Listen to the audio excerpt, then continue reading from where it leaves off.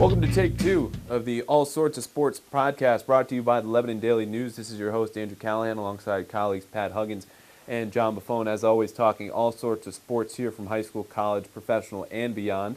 Last week we made our debut.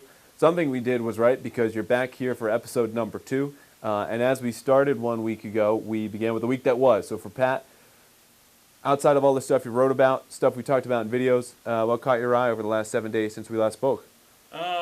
I would say you'd have to go with the Cedar Bowl. Obviously, it's a big deal any year. What caught my eye in that game was the way Cedar Crest came out and ran the ball. I thought they were much more physical than in years past and really kind of set a tone. Now, I don't know if that's going to carry over or not. They've beaten Lebanon in the last 4 years and haven't really built off that too much going forward. But Yeah.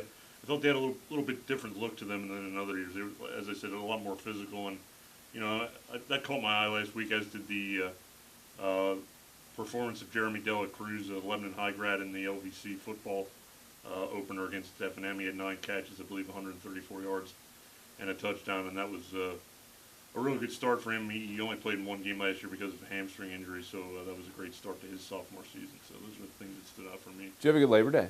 Yeah. Good, Absolutely. relaxing? Kick back, yeah.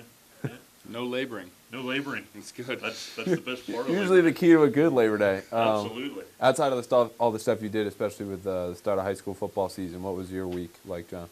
Well, the week actually, one of the big storyline that stuck out for me last week, and I actually talked about a little bit about this on the last podcast, was Henfield senior Nate Trimble giving up his starting position to sophomore Evan Pritchard, whose father passed away the week beforehand. But since we had our last podcast, the game actually happened and the experience actually went through, and it was very emotional for everybody that was there. Yeah. It was nice because Pritchard got in on the first series, but Lampeter Strasburg went 3 and out, so he only got 2 plays to start off with before he got taken out and Trimble came in. But luckily for them, Henfield was up by 20 points in the fourth quarter, so Pritchard got back in. And on the final defensive series, while he was on the line, he actually did make a tackle on the quarterback. Great. It was a yard away from being a sack, but he did get a tackle on LS quarterback Colin Shank. And at that point, there was a picture taken of Trimble on the sideline watching, and you saw tears flowing from his face. He was so excited and happy for his teammate. And all through, and talking to Trimble afterwards, he said, I was bawling until the game was over, and even after they broke the huddle, he was bawling his eyes out. And talking to those two after the game and seeing the kind of bond that they formed just throughout the week, and the whole team came together under tragic circumstances, just talking to them, and you could tell that they made a kind of friendship that is going to last a lifetime for both of them. That's a great story. I mean, I know you had a lot of traffic from the story you wrote before the game. Things obviously worked out for Henfield going 1-0, and fitting fashion for them to do that. How was your Labor Day, 2 ladies, after that? Oh, let me tell you, I played in a softball game, which I'm going to go into deeper depth later about some of this. I want to hear this. Yeah. But I went to a slow pitch softball tournament in York. Me and my high school friends actually came out from Pittsburgh. It was the one time where it actually worked out that I live out here, because they actually had to drive out 3.5 hours to York, and I met them there.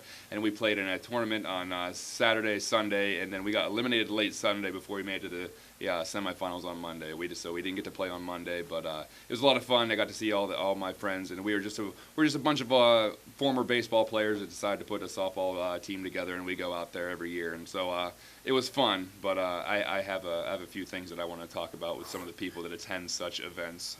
But we can talk about that a little bit. Yeah, John hinting at a new segment that we have, because things tend to get a little tightened up or more prepared when you go into take 2 of anything. This podcast definitely included in that, and that'll be the What'd You Bring as we wrap up towards the end of this podcast. We'll each bring up a topic that we want to talk about outside of the rundown, which moves us from the week that was, our opening segment each week, to high school highlights. For me personally, and the week for me was a lot of new stuff, which we'll get into now. First was the Cedar Bowl, and then next was an interview with Jared Odrick that I had. Never met him before. Lebanon native, of course, going from the Miami Dolphins to the Jacksonville Jaguars this offseason. We're going to have a lengthy feature on him this Sunday in the Lebanon Daily News. Look forward to that. And then breaking down the Penn State game. So there was my week that was. But the highlight did lie in high school, and that was checking out the first Cedar Bowl.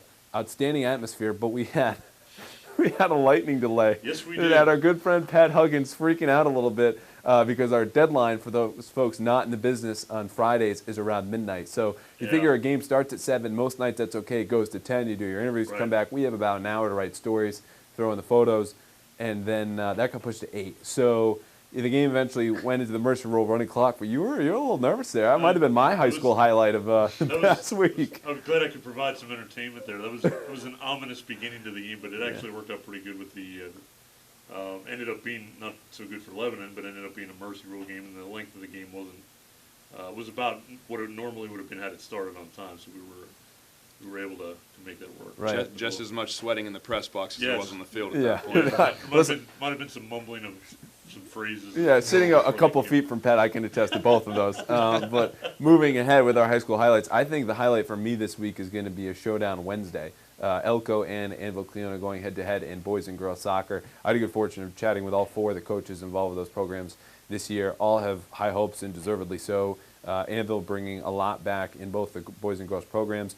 Elko boys coming just a game away from making the state tournament, and the girls loaded as usual. So that's going to be my highlight. I think it's only the second game of the season for some of them, but in a rivalry atmosphere, there's going to be a lot to gain. And you always look forward to high school football, which on Friday we've got a couple more inter-county games. But that is going to be an outstanding series, and I think set a really good tone for the soccer season.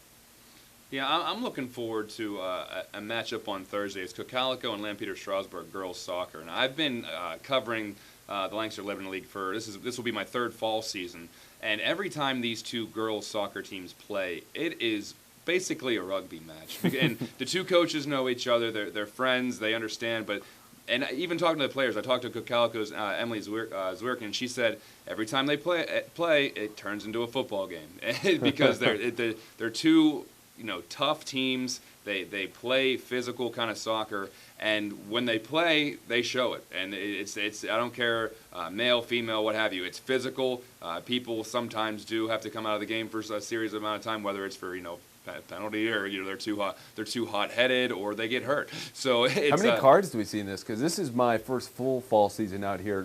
Second technically jumping on late last October. We get a yellow and red. It'll depend on the ref team how they want to kind of address it. You see 1 or 2 yellow cards in there every once in a while just because it's a hard slide tackle. Maybe there's a little extra juice on it at the end because it just it's because they're always close games. This doesn't happen. I mean, these aren't blowout games where they're getting chippy. These are 0-0 draws, 1-1 draws, and they're going into the last 5 minutes, and you're just getting frustrated because they both play very well on defense. So I'm looking forward to that on Thursday night at Cocalico's new Talon Field, which is a beautiful facility, all new turf, all new stadium basically, right beside Cocalico High School, where they'll be playing some sports there. So I'm excited to check that out on Thursday night. That'll be a lot of fun. How about you, Pat?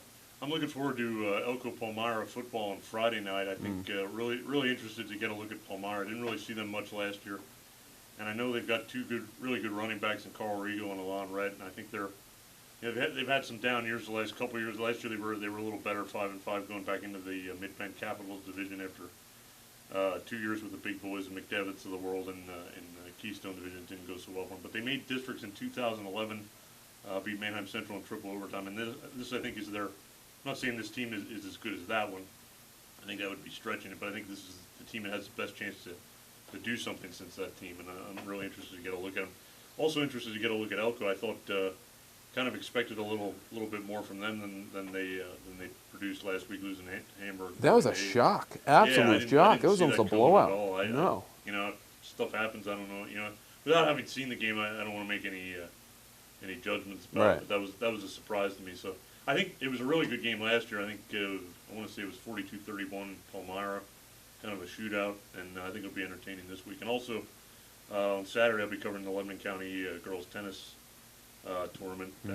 Obviously, girls tennis not a big sport in the county, but something I think it'll be an interesting tournament this year. I think the county singles title is kind of up for grabs between 3 or 4 kids this year, so I'm kind of looking forward to that. Yeah, if I can remember correctly, when we do our Gridiron Challenge Pick'em, you were the only one at this table, in addition to our good friend Michael Waterloo, to pick Palmyra over East Pennsboro. That is and correct. The Cougars came away with Thanks for bringing that up, by the way. anytime. Scratch your back, Pat. I'm your guy. Absolutely. But I want to ask because, like you said, you hadn't seen them much a year ago, but obviously you had a good feeling enough to make the pick. Yeah. They beat a good, solid program that didn't bring a whole lot back, Right. but again had the reputation enough for myself, John, and Mike to pick them over Yeah. the Cougars. Yeah. And Carl Riegel had a big performance. But what else gives you confidence that they can take that next step and match teams of their recent past? Well, what really jumped out at me was not only the fact that they won, but the fact that they won 27-6. I mean, they appear to have shut down East Pennsboro's offense. Mm-hmm.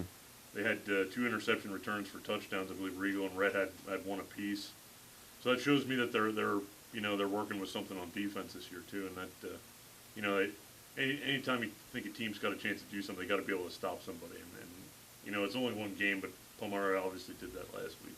How do you think things work for them farther down the road when big boys in mid-pen coming through? That kind of remains to be seen. I think they still have a lot to prove when they get to that point. I'd like to see how they're playing when they reach like the middle of the season and start to have some of those bigger games. But, Mm-hmm.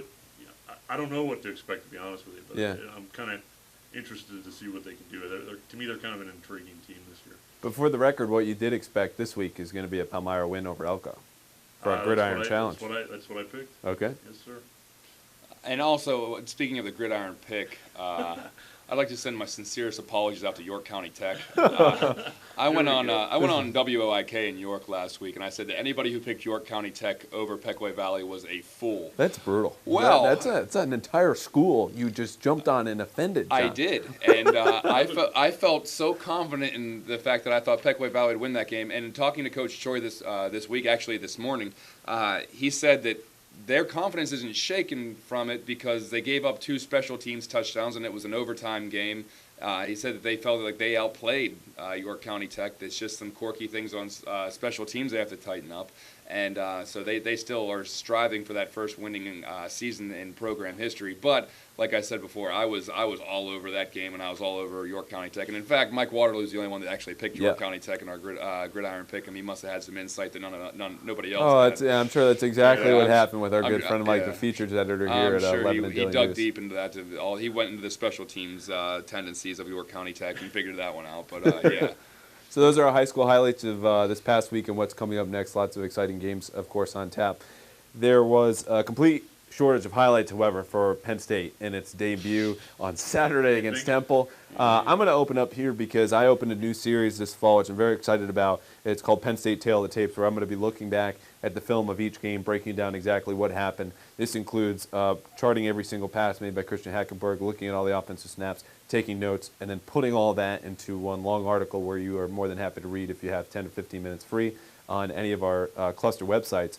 And what it boiled down to me was a failure across the board offensively, and there's no area that really escaped. Of course, the headline is 10 sacks because you don't see 10 sacks often an entire season from anybody. The tight ends were nowhere to be found. Wide receivers had trouble getting separation. The game plan was as bland as anything that you could look at there offensively at any level of football, and they really did themselves no favors. They said afterward, we expected Temple to be a good defense. It didn't look like it because it looked like they thought they could walk right over them. What stuck out to you from Penn State's big loss on Saturday? The thing that stood out to me most about that game, obviously, as you talked about the 10 sacks, and that that obviously is the main thing. But to me, only one of them stood out to me is when Temple rushed with a 2-man rush and sacked Hackenberg quickly.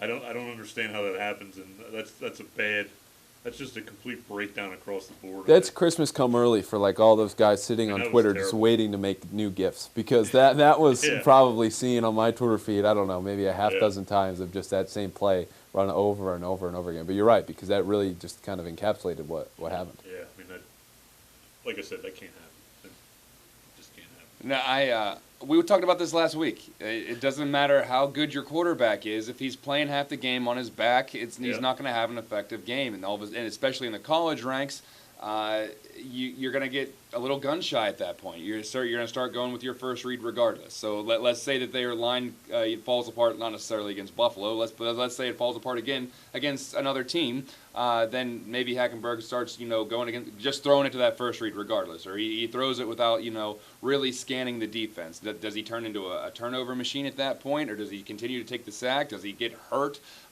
This team, if they can't protect the quarterback, or they can't at least give him a little bit of time, then they're not going to go. They're not going to go anywhere. I mean, yeah, maybe you get to the the Riddex Toilet Bowl, whatever the Hawaiian Punch Bowl, or whatever they give for 6-win teams. But you got to protect your quarterback. I mean, you just can't.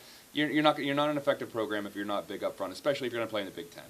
And I think the worst thing about that too, from Penn State's perspective, is they to me they were making clear that they thought they had fixed that problem from last year. Yeah. Obviously. Well, four of the guys came back along that line, and the left tackle who replaced Donovan, who went to the NFL. Yeah. He was a JUCO transfer. Who, looks like your prototypical left tackle, but he turned into a turnstile for a couple of those sacks, beating a speed rush and a bull rush. It was pathetic. Which some of that stuff you can't do anything about. 4 of the sacks from my breakdown were physical problems, stuff where you just got whipped, beat. 4 sacks in a given game is a problem, let alone as a big part of 10.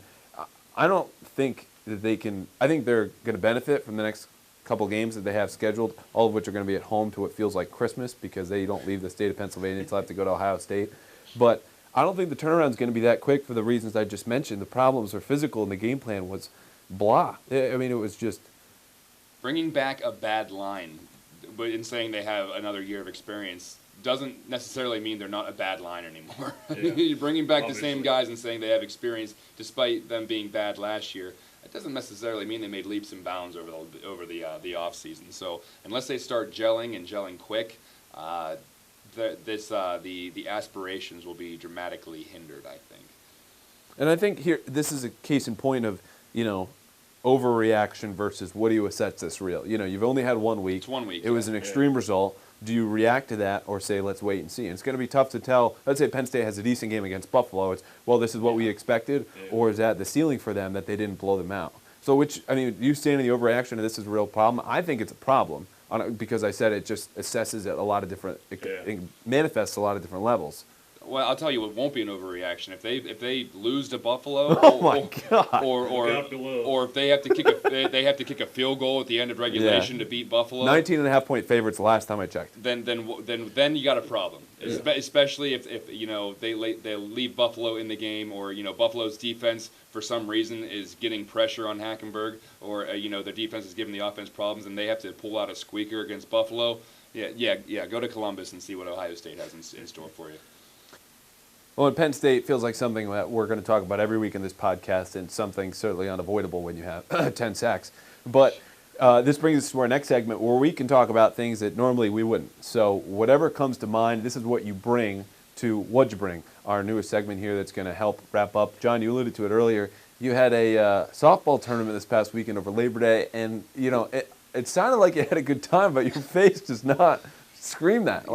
What's going on? It's, I'm being pulled apart here because I was with, 13 of my really good friends from high school, and, we're all former baseball players. We went to have a good time. We didn't necessarily go there for glory. There was a bunch of teams in that, but I have an issue with, slow pitch softball guy. And let me just, break down the typical slow pitch softball guy. Thank you, because I don't think I know many, but maybe they're hidden. He's about 45 years old, bad knees, bad wrists, bad shoulders, and slightly, let's just say, not a huge athlete-looking kind of guy.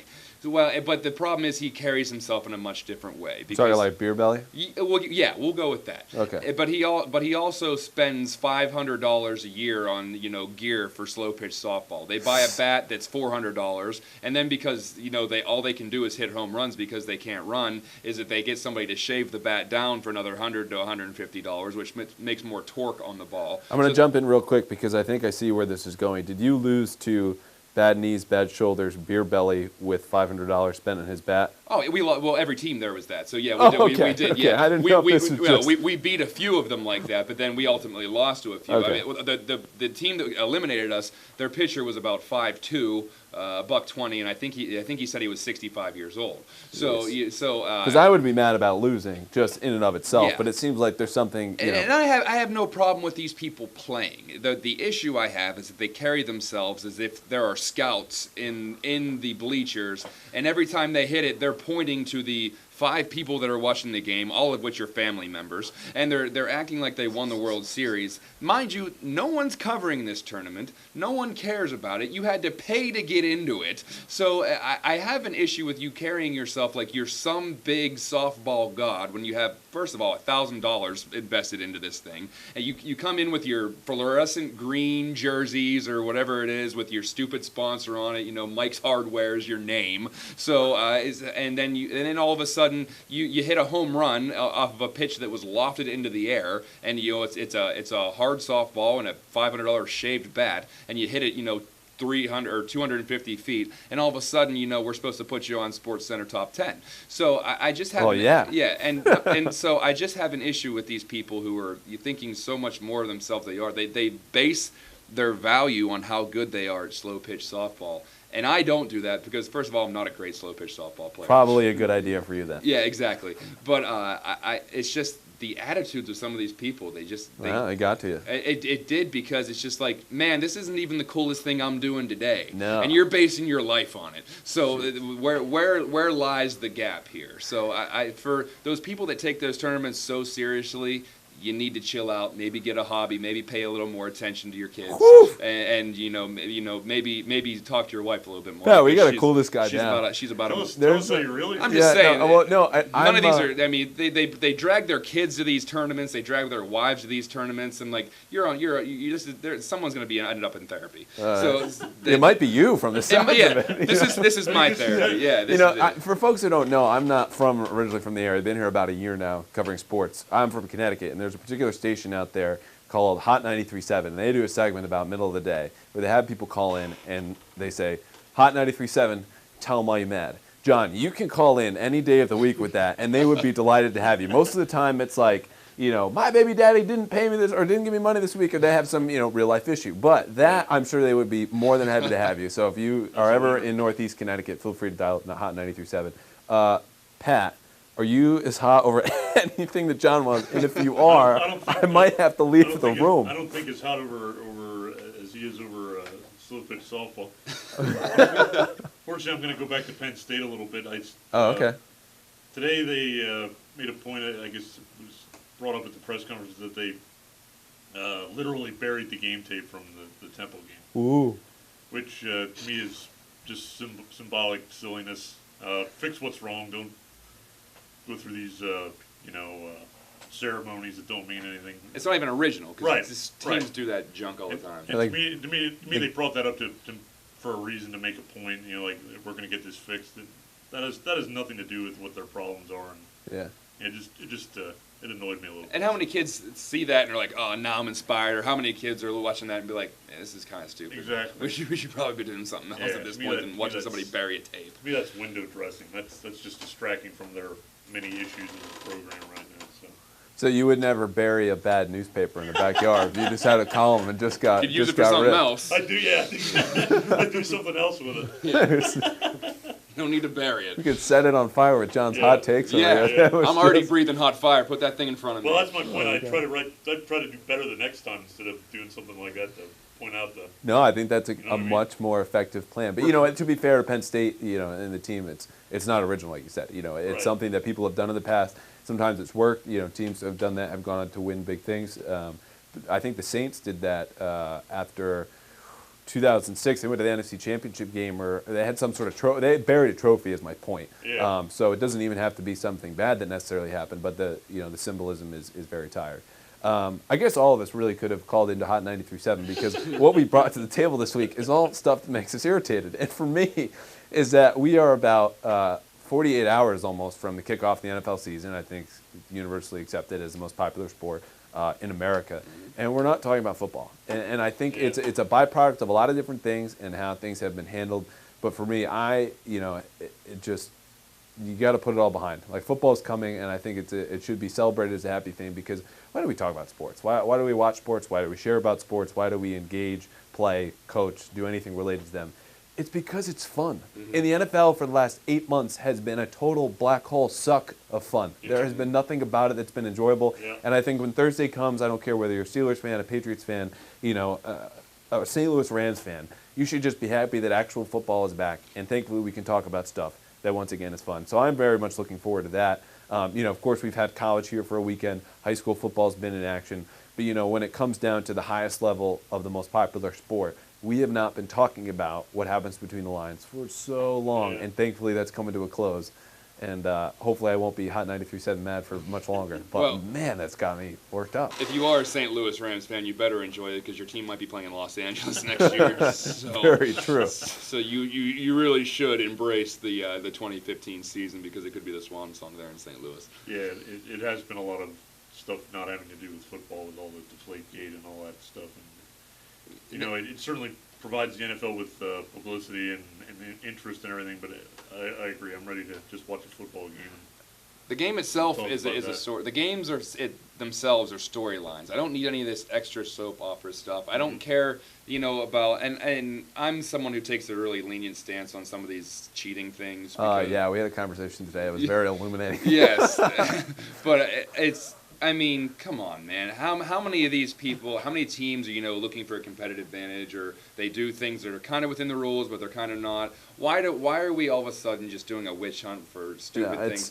Play the games, and then we'll figure out who is the best. And thankfully we are. Coming Thursday, yeah. and then we'll follow up more on Sunday and have another really good game on Saturday with Michigan State and Oregon playing Saturday night, first top 10 game of the year for college, and of course all that preceded by high school football on Friday. To wrap up the NFL point in that game on Thursday, because I sometimes like to needle my friends, our producer Jeremy Long is a big Steelers fan. So is there anything that we could see going horribly wrong for Pittsburgh in their debut on Thursday, or do we think they might actually come out with a win? Are we limited to just one thing? Okay, this is what I was looking for. We got him over here shaking his head and he can't say a word, so what do we got? I think they're going to get torched. I mean, they got lit up by Matt Castle, who I think's not even on the Bills anymore, and E.J. Manuel and Tyrod Taylor. Well, this is all to be the preseason. I think I brought up that point last podcast. I know. No, I'm well aware, but I mean, yeah, that secondary is going to be bad. Now, I'm a Chicago Bears fan, and I'm saying somebody else's secondary looks bad. So, I mean, I think that they're going to have some issues, and especially not having, Pouncey's gone for at least 8 games. Martavis Bryant is going to be gone for 4. Le'Veon Bell won't be in the opener either. So, I mean, as far if you want to look at a fantasy aspect of this, I just picked up Heath Miller because I think he's going to get a lot of targets because they have to throw to somebody, and Antonio Brown will probably be catching a lot of double teams. So if you're a Heath Miller owner in fantasy, that might be a good way to go. But I don't want to get too far off track here. Oh, no. Of course fantasy football somehow snuck in here. Of course it did. But, no. If the Steelers would win this, it would be kind of a monumental win for them, I want to say. Wow. But if the Patriots win with Tom Brady in the lineup, they're favored by, I think, a touchdown, if not a little bit more. Yeah, and you're talking to some Steeler fans because, like I said, all my friends are Steelers fans from back home. Right. And they said, well, you know what? Maybe they're just, putting a blanket on this, but they said, well, we want Brady to play because if we would have beat them with Garoppolo, then everyone would say, oh, we just beat them with Garoppolo. But if we beat them with Brady, that shows we're the better team. I'm just thinking to myself, no, you probably wanted Garoppolo because you don't. I would want Garoppolo in there because 1-0 is 1-0. Just as much as you would have wanted, I guess Mike Vick to start for the Steelers. Sure, or right. In that example, or Landry Jones or whoever they. Pat, do you see any way that Jeremy's smiling by the end of Thursday night, or Steeler fans? Mind you, that our direct boss Andrew Rich here, the editor of the Lebanon Daily News, also Steelers fans. So maybe I should have thought twice before. I guess we gotta watch what we say. Throwing the Steelers to the Wolves I here. would say that his chances Or throwing them to John. Yeah. His chances of being happy kind of eliminated after Brady's suspension was lifted. Wow. That's going to be a problem. Lots of faith there in touchdown You Tom. never know, though. You never know. No, it's early season football because, again, for all the stuff we've said about high school and college to date, I went 12-7 in my Gridiron Challenge pick'em last week for the Game Time PA, and Same. I don't think you never expect to go 19-0, but you expect to do a little bit better than 12-7. That's because anything can happen. So okay, I'm in agreement. I don't think the Steelers are going to have a very good Thursday night. I think it'll be close for a while, but again, that's just because the functions of Week 1 are you could get anything, and that's what they say about the entire NFL season. But you have a good quarterback, you have a chance. Yeah. Then the Steelers have a good quarterback, but so do the Patriots, and they have a little bit more to work with. Yeah. All right, well, that will just about do it here for Episode 2 of the All Sorts of Sports podcast. you have a good podcast, and I guess anything else could happen too along those same lines. But we'll see. That's not up to us. That's up to you back home. So hopefully see you back here for episode 3 of the All Sorts of Sports podcast for now. Saying so long from Huggins and John Buffone. This is Andrew Callahan of Lebanon Daily News. See you next week.